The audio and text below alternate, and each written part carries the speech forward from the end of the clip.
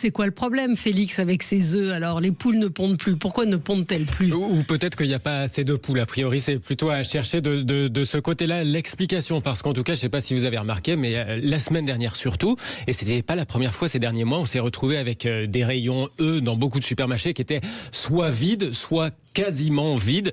Alors bon, il y a un truc qui est sûr, c'est que les Français en mangent de plus en plus des œufs. On serait, selon les estimations, à 4-5 par semaine aujourd'hui. Et c'est une moyenne, hein. Il y en a, c'est encore plus que ça.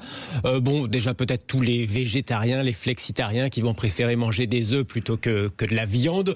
Il y a eu l'effet aussi des fêtes, de la galette des rois qui s'est ajouté à ça.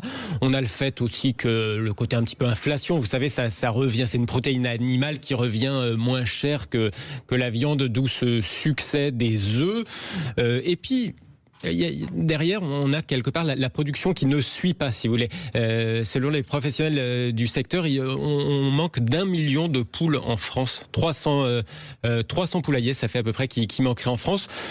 Pourquoi ça? Parce que, d'une part, on a arrêté, vous savez, les poules en cage pour privilégier le plein air. A priori, c'est une bonne chose, les professionnels s'y sont mis, sauf que c'est difficile de faire ça et puis en même temps d'en faire de plus en plus. Il y a quelque part la qualité ou la qualité, c'est difficile de faire les deux en même temps. D'ailleurs, la coordination rurale, face à cette pénurie d'œufs de la semaine dernière, a réclamé à ce qu'on revienne un peu sur le tout plein air en disant, faut savoir, est-ce qu'on veut plus d'œufs ou est-ce qu'on veut... Mais pourquoi ça plus de arrive qualité? Oui, c'est ça, c'est la vraie question. Pourquoi ça arrive? Alors on va poser peut-être la question à notre invité, ou alors vous avez peut-être la réponse. Bon, je vous propose effectivement de lui poser la question à Yves-Marie Baudet. Il est président du CNPO, le Comité national pour la promotion de l'œuf, et je crois qu'il est en ligne avec nous. Bonjour monsieur, merci d'être avec nous. Effectivement, la question de Gilles est la question qu'on se pose tous, c'est pourquoi d'un seul coup, du jour au lendemain, les étals d'œufs dans les grandes surfaces sont vides, ou dans les épiceries. Alors, ça fait à peu près 9 mois qu'on a des tensions sur le rayon œuf. Alors on n'est pas en pénurie parce que tous les jours les rayons sont rechargés, mais on a une dynamique de consommation qui est excellente. Pour nous, c'est très positif que le consommateur français fasse confiance aux œufs français, mais ça va vite, ça va trop vite pour nous. Et ça fait déjà 3 ans qu'on augmente la consommation d'œufs en grande distribution de 300 millions d'œufs par an. Ça correspond à 1 million de poules tous les ans en plus. Donc c'est difficile à suivre quand c'est difficile de créer des bâtiments en France avec des délais administratifs, avec quelquefois des collectifs d'associations environnementales qui font des recours systématiques contre nos projets. Donc c'est un petit peu difficile en France, c'est un petit peu moins difficile à l'étranger, mais bon, on va y arriver. Mais il y a eu un changement de comportement malgré tout. Gilles Gansman, la semaine dernière, nous a passé un extrait d'un reportage qui expliquait que de plus en plus de gens mangent des œufs pour des questions de protéines. En fait, on mange moins de viande, on mange plus d'œufs. C'est une des raisons également. Il y a vraiment cette augmentation de la consommation qui est très significative. Pendant plusieurs années, les nutritionnistes ont pointé le cholestérol. Oui. Pour déconseiller de manger trop d'œufs. Aujourd'hui, ils ont réussi à isoler le bon cholestérol du mauvais cholestérol en disant en fait 80% du cholestérol il est fabriqué par le corps lui-même, et suite à cela, aujourd'hui, l'œuf est conseillé dans de nombreux régimes alimentaires, et notamment pour ceux qui veulent manger un petit peu moins de viande, cette protéine animale correspond tout à fait bien, en plus d'être un aliment, assez bon marché pour faire un repas très équilibré.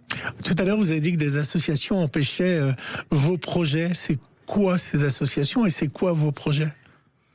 Alors tout à l'heure, vous avez décrit que nous étions en période de mutation. En fait, aujourd'hui, 23% des poules pondeuses en France sont encore élevées en système de cage aménagé, respectant les normes européennes. Notre objectif à 2030, c'est une feuille A4, la norme européenne. C'est A4, si vous voulez symboliser ça comme ça, c'est A4. Moi, je considère que la poule, elle a tout un espace où elle peut se promener. Elle peut se promener sur plus de 3 mètres carrés. Donc ça, c'est un petit peu différent de la perception dont on veut décrire et dans l'axe qu'on veut aller. En tous les cas, on souhaite sortir nos poules de nos cages. En France, c'est un fait, c'est le sens de l'histoire. Ceux qui appellent à remettre des poules en cage, de toute façon, c'est interdit. Il n'y a aucun bâtiment de poules en cage qui se soit construit en France depuis 2013. Donc c'est impossible de construire des bâtiments de poules en cage. En tous les cas, nous, on a une trajectoire, on veut aller vers moins de poules en cage, c'est-à-dire peut-être 10% maximum en France à 2030. Mais en attendant, on doit construire de nouveaux bâtiments pour compenser les 20% d'effectifs qu'on perd à chaque fois qu'on transforme un bâtiment. Donc il faut qu'on transforme des poulaillers, qu'on en construise d'autres. Et donc on a quelques associations de façon systématique qui s'opposent, quelquefois pour démotiver le porteur de projet, même si elles savent que le dossier il est bien construit, il respecte toutes les normes françaises en termes environnementaux, bien-être animal, social et autres. Mais bon, c'est un peu comme ça en France, on a des oppositions systématiques contre beaucoup de projets d'énergie renouvelable aussi. Ouais. Donc, alors sur les poulaillers, la ministre de l'Agriculture vous promet de simplifier les procédures. C'est Annie Genevard qui l'a dit dans la foulée de cette quasi-pénurie dont on a parlé la semaine dernière, qui a commencé la semaine dernière. Simplifier les procédures, ça veut dire que au-delà de ces recours des associations, vous avez un vrai problème sur les procédures pour pouvoir ouvrir de nouveaux poulailles et de nouveaux élevages. Alors, sans être trop technique, juste un point. En Europe, on a des seuils d'autorisation d'exploiter à 60 000 poules pondeuses. En France, on est à 40 000. Donc, on est en surtransposition en France par rapport à ce type de seuil. Donc, nous, on demande, une des simplifications qu'on demande à Madame la Ministre, c'est simplement de remonter au seuil européen, ce qui permet aux Espagnols, aux Italiens, aux Allemands de construire des bâtiments plus facilement que nous. Donc, voilà, rien que ce point-là doit être obtenu. D'accord. Ensuite, on a aussi une réglementation qui nous est imposée, c'est-à-dire que on nous applique la même réglementation que sur des centrales thermiques ou des usines d'ordures ménagères, ainsi de suite. Donc ça aussi, il faut qu'on sorte l'élevage de ce type de procédure. On doit créer un cadre spécial à l'élevage parce qu'en France, on est sur des exploitations type familiale, des petites exploitations. C'est pas forcément ce qu'on retrouve chez nos voisins européens et encore moins en Pologne, en Ukraine ou en Amérique. Alors on va continuer d'en débattre. 0826 300 300, appelez-nous pour nous dire si vous constatez vous aussi dans votre région cette pénurie d'œufs. Stéphane nous dit c'est l'outil de production qui a été détruit à cause des normes. Et puis on aura Frédéric en ligne qui va nous dire que chez lui c'est pareil, il n'y a plus d'œufs. Et moi, je vous ferai écouter un son qui a été diffusé hier dans le 20h de France 2, où un agriculteur ou des agriculteurs ne veulent pas forcément, vous allez voir, agrandir leur exploitation parce qu'ils ont peur que ça soit qu'un phénomène ponctuel. À tout de suite. Sud Radio, le 10h midi, mettez-vous d'accord, Valérie Expert. Mettons-nous d'accord, non pas mettons-nous d'accord, là il n'y a pas vraiment à se mettre d'accord, ou peut-être que si, comment faire pour que le marché des œufs ne soit plus aussi tendu. Vous nous avez dit, on est en ligne avec Yves-Marie Baudet, président du comité national pour la promotion de l'œuf, qu'il y avait eu un certain nombre de normes qui ont fait que les poulaillers n'ont pas pu être installés comme il fallait. On a des auditeurs qui veulent témoigner. Frédéric, vous nous appelez d'Arcachon, bonjour. Oui, bonjour, merci de me prendre en antenne. Alors écoutez, ici, je dirais qu'il y a un phénomène un phénomène tournant. Alors, quand on va, je ne vais pas citer tous les distributeurs, mais alors, il y a une pénurie, admettons, chez Inter, vous allez à Auchan, vous allez en trouver. Et on tourne comme ça. Il y a, on dirait, je sais pas, il y a au niveau des achats. Alors c'est vrai qu'il y a des pénuries. Il y a à un moment donné, vous arrivez dans telle boutique, il y a plus d'œufs ou pratiquement pas, mais vous allez en trouver chez le concurrent et ainsi de suite. Voilà comment on se débrouille. Oui. Mais je me demande d'ailleurs d'où vient cette pénurie, cette surconsommation. Vous l'avez dit, on l'a un petit peu expliqué tout à l'heure. Il y a une surconsommation. Hein. Peut-être que vous pouvez nous redonner le chiffre, Yves-Marie Baudet, de vente d'œufs l'année dernière. Eh bien, en 2023, par exemple, chaque Français consommait 224 œufs par an. En 2025, nous sommes passés à 235 œufs par habitant. Plus 11 œufs par habitant multiplié par 69 millions d'habitants. Vous voyez ? D'accord. Et donc cette pénurie, elle se comprend, pour redire les choses, pour expliquer à Frédéric et à nos auditeurs, par le fait qu'on mange plus d'œufs et que dans le même temps, il y a eu des projets de poulaillers qui n'ont pas pu être installés en raison de la protestation d'un certain nombre d'associations, entre autres. Et nous, ça fait des mois, voire des années qu'on milite au niveau des services du ministère de l'Agriculture, qu'on a complexification administrative. Il faut en arriver à ce qu'il y ait des tensions dans les rayons œufs pour que Madame la ministre s'empare du projet. C'est là que c'est un petit peu compliqué, si vous voulez. Alors, comme je vous le disais hier, ils ont été voir France Télévisions, le 20h de France 2 a été voir un éleveur d'œufs bio, et lui, il hésite vraiment. Il ne veut pas forcément ouvrir et avoir que ça soit plus grand. Il va vous expliquer ça. Il hésite à s'agrandir, car pour doubler sa production, il faudrait investir beaucoup d'argent. Est-ce que dans 2 ans, on aura toujours la même demande? C'est-à-dire qu'aujourd'hui, si on donne le top départ en disant « bon allez, je décide de monter un bâtiment », il va me falloir entre 2 ans et 2 ans et demi à peu près avant d'avoir les premiers œufs de ce nouveau bâtiment. Il faut compter avec les équipements extérieurs, etc. Vous n'êtes pas loin du million d'euros, quoi. Selon la profession, 300 nouveaux bâtiments devraient sortir de terre dans les 4 prochaines années. Des poulaillers plus vastes pour réduire l'élevage en cage. Un engagement de la filière qui a pour conséquence de faire baisser la production le temps d'effectuer cette transition. Vous le comprenez? Oui, alors, nous on a un objectif, c'est de produire ce que nous consommons. Et pas l'inverse. En bio, il y a quelques années, nous avons développé la production un petit peu trop vite aussi, et nous sommes retrouvés en surproduction. Et sur de la production biologique, c'est très grave d'être en surproduction, parce que les coûts de production sont encore du double que de produire des œufs en plein air ou voire au sol. Donc l'essentiel du développement de production va se faire avec des poules en plein air ou des poules élevées au sol.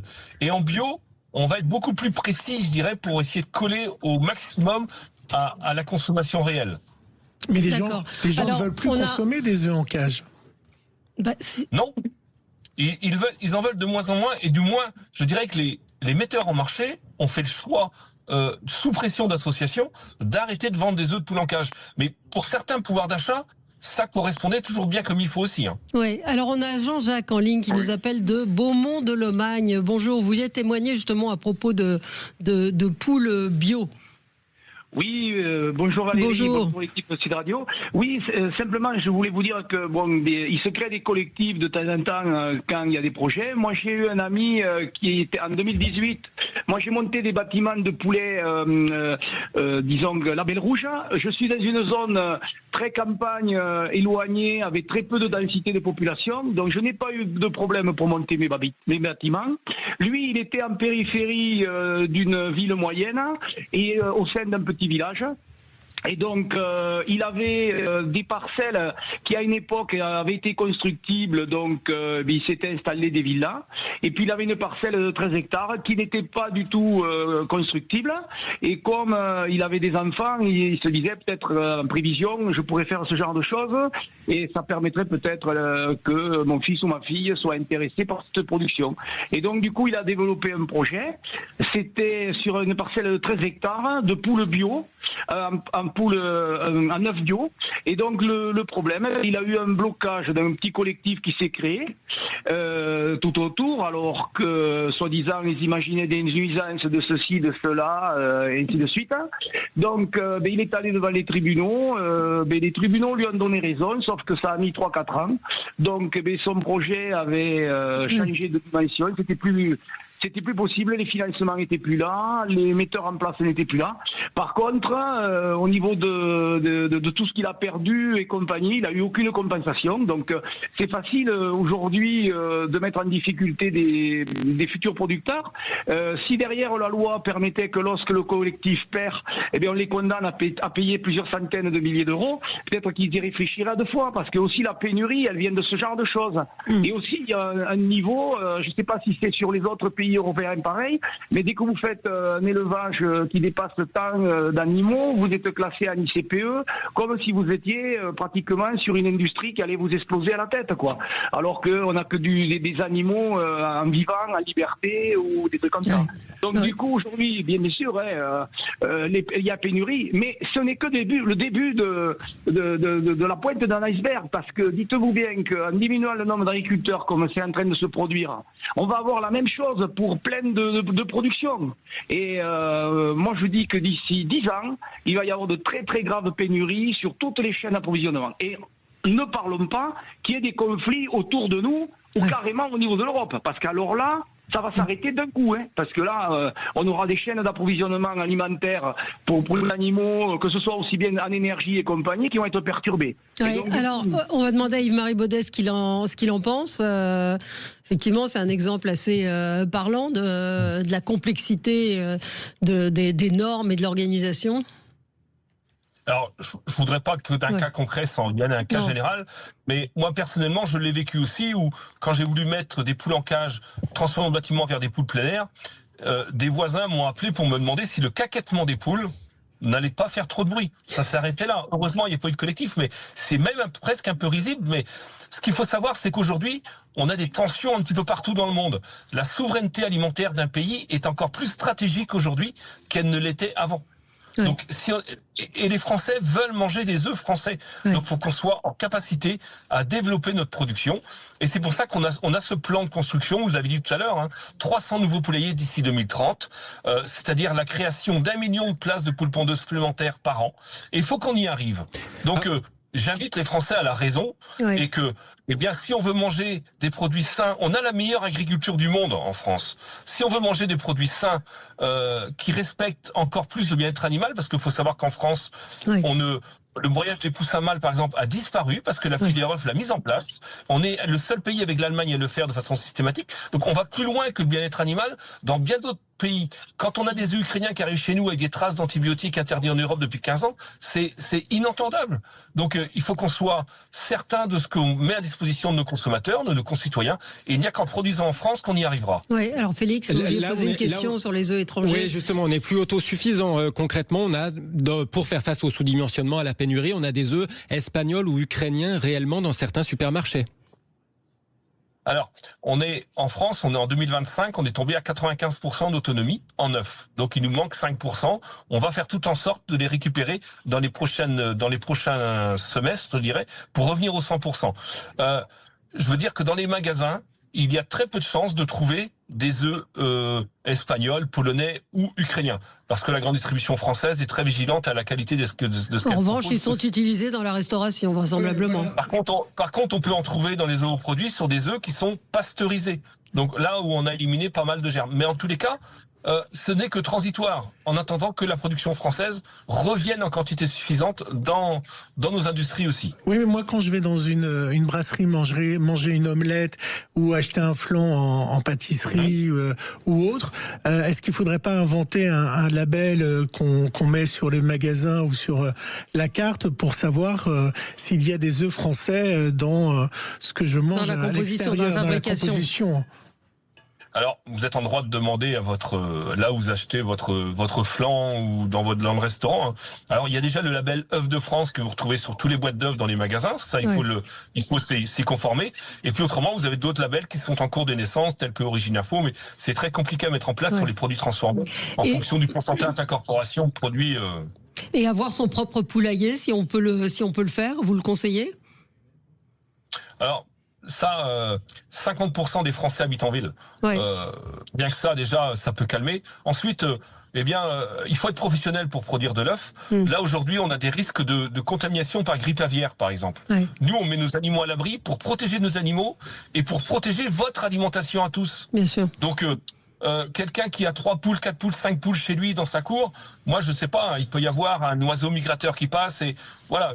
On a aussi des systèmes de protection contre les salmonelloses. On a des systèmes de contrôle dans nos bâtiments qui sont faits de façon très régulière. Ils ne sont pas faits chez le particulier qui. Alors voilà, c'est tous ces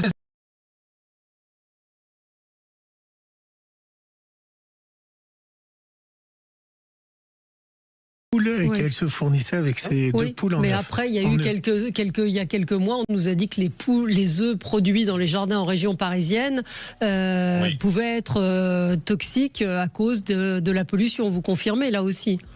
Oui, l'ARS avait déconseillé en région parisienne de consommer les œufs parce qu'il y avait des rejets de fumée d'incinérateurs d'ordures ménagères. Alors, ordures ménagères du citoyen lui-même qui revient par le ciel sur les poules. Bon, voilà. Ça fait partie des risques. Alors Marie Tondelier, je suis pas sûr non plus qu'elle soit très très avertie sur les conditions de production de la production d'œufs en France. Mais il y a aussi Yael Braun-Pivet qui a dit qu'elle avait des poules. Décidément, c'est tendance. Mangeons des œufs français. Merci Yves-Marie Baudet, donc président du Comité national pour la promotion de l'œuf